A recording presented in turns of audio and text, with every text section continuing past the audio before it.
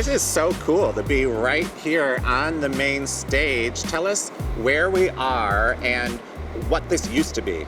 Yeah, here you are in center stage of the Ellen and Joe Checota Powerhouse Theater. It's going to have a flexible stage that can either thrust into the audience or it can thrust back, and there's going to be between 450 up to 550 seats here, and everything's going to have wonderful sight lines and some really comfortable new seats.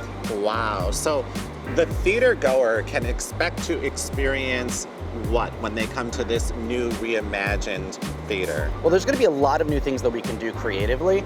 I mean, you can see here we have hollowed out this area, and that's because we're going to be able to fly scenery pieces in and out. We're going to be able to move scenery off and on in ways that we didn't before. They're going to have state-of-the-art video and sound and projection capabilities, live streaming capabilities. And so from an artistic perspective, you're going to be able to see the capabilities of doing the best on Broadway here in Milwaukee.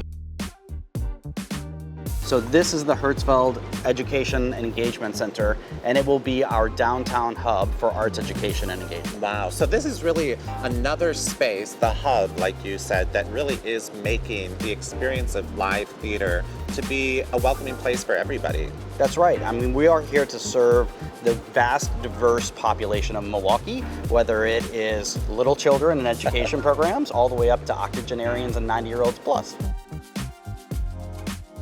So we are in the lobby space of our new facility.